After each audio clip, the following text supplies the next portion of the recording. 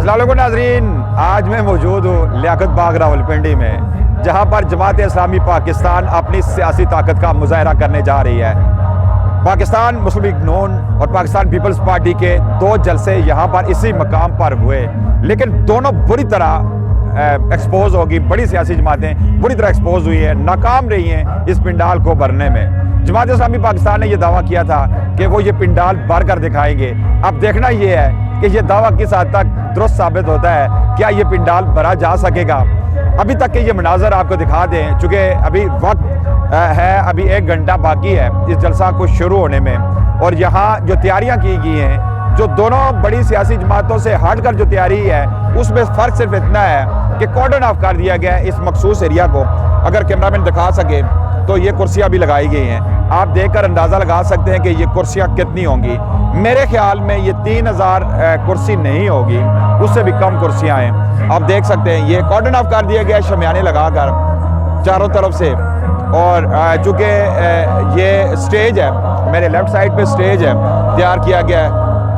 آپ دیکھ سکتے ہیں کہ میڈیا انکلوجر بنایا گیا ہے سامنے، اور یہاں جو باقی ایریا ہے اسے کارڈن آف کر دیا گیا ہے یہاں پر شامیانے لگا کر۔ یہ ٹیکٹس بھی ہو سکتے ہیں جماعت اسلامی کے، کیونکہ یہ دعویٰ کیا گیا تھا کہ جماعت اسلامی اگر مسلم لیگ نون اور پیپلز پارٹی یہ پنڈال نہیں بھر سکی تو جماعت اسلامی یہ پنڈال بھر کر دکھائے گی۔ ایک اور دعویٰ کیا گیا تھا پاکستان تحریک انصاف کی جانب سے کہ مسلم لیگ نون کے جو جلسے میں 2500 سے 3000 جو لوگ تھے، اس میں سے بیشتر جو لوگ تھے وہ سرکاری ملازمین تھے جنہیں یہاں پر زبردستی لایا گیا تھا۔ اب چونکہ جماعت اسلامی کے جلسے میں تو اس طرح کا تاثر جو رکھنا یا کہ اس طرح کا الزام لگانا غلط ہوگا، جماعت اسلامی کو تو یہاں پہ یقیناً سرکاری سرپرستی حاصل نہیں ہے۔ اور دوسری جانب ایک بات اور بھی، آج یہ خبریں آ رہی ہے سامنے کہ جہاں اسی مقام پر پاکستان تحریک انصاف کی جانب سے ڈپٹی کمشنر راولپنڈی کو ایک جلسے کی درخواست دی گئی تھی، جسے یہ کہہ کر مسترد کر دیا گیا کہ راولپنڈی شہر میں دفعہ 144 کا نفاذ ہے۔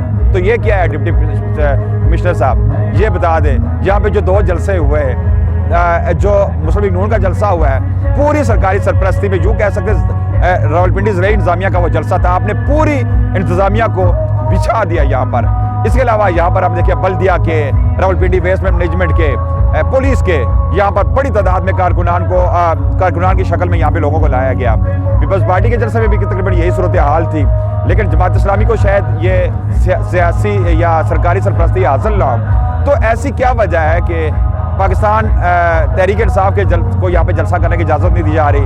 اگرچہ ان کی قیادت روپوش ہے، انہیں آپ الیکشن مہم کرنے دے نہیں رہے، اس کے علاوہ کارکنان کو گرفتار کیا جا رہا ہے، راساں کیا جا رہا ہے۔ اس کے باوجود اگر کوئی پولیٹیکل پارٹی یہاں پر جلسہ کرنے کی اجازت مانگ رہی ہے تو باقی اگر سیاسی جماعتوں کو اجازت ہے تو یہاں پر پاکستان تحریک انصاف کے لیے اجازت کیوں نہیں ہے؟ یہ ایک سوال ضرور اٹھے گا۔ اور چیف الیکشن کمیشنر صاحب نے دعویٰ جو کیا تھا کہ تمام پولیٹیکل پارٹیز کو لیول پلینگ فیلڈ حاصل ہے، تو یہ لیول پلینگ فیلڈ کیسی ہے چیف الیکشن کمیشنر صاحب کہ ایک پولیٹیکل پارٹی کو یہاں پر نہ مہم چلانے کی اجازت دی جا رہی ہے، نہ کارنر میٹنگ کرنے کی اجازت دی جا رہی ہے، اور جلسے کی اگر یہاں پہ بات ہوتی ہے تو یہاں پر زرعی انتظامیہ یہ کہہ کر جلسے کی اجازت نہیں دیتی کہ یہاں پہ دفعہ 144 کا نفاذ ہے۔ تو پھر یہ کیا ہے؟ جہاں پہ دفعہ 144 کا نفاذ ہے نا، تو پھر آج جماعت اسلامی کو کیوں اجازت دی گئی، پیپلز پارٹی کو کیوں دی گئی، اور مسلم لیگ نون کو اجازت کیوں دی گئی؟ یہ سوالات ضرور اٹھیں گے۔ اور جس طرح کا یہ پری پول ریگنگ جو مبینہ طور پر یہ بتایا جا رہا ہے، جو الزام لگایا جا رہا ہے، جو کی جا رہی ہے، تو اس کے متعلق بھی بہت سارے سوالات اٹھیں گے۔ بہرحال یہ اس وقت جو صورتحال ہے آپ دیکھ سکتے ہیں، یہاں پر جلسہ شروع ہونے میں ابھی کچھ وقت باقی ہے۔ آہستہ آہستہ کارکنان کی آمد کا بھی سلسلہ شروع ہے۔ یہ انتظامیہ کے کچھ لوگ یہاں پر موجود ہیں، ابھی تک کارکنان یہاں پر پہنچے نہیں ہیں، لیکن یہ ایکسپیکٹ کیا جا رہا ہے کہ سراج الحق یہاں پہ آئیں گے، اور جماعت اسلامی کے کارکنان ایک منظم جماعت ہے، اور یہاں پر ان کے کارکنان اپنی قیادت کی کال پر یقیناً لبیک کہتے ہیں، اور بڑی تعداد میں کارکنان کو یہاں پر لا سکیں گے۔ یہ دعویٰ جو کیا جا رہا ہے جماعت اسلامی کی طرف سے، یہ کافی حد تک درست ثابت ہو سکتا ہے، لیکن اس کا فیصلہ اسی وقت ہوگا جب شام کو حتمی آخری جو خطاب ہوگا سراج الحق کا، اور اس کے بعد ہم پنڈال کی صورتحال آپ کو دکھائیں گے کہ اس وقت پنڈال کی صورتحال کیا ہے۔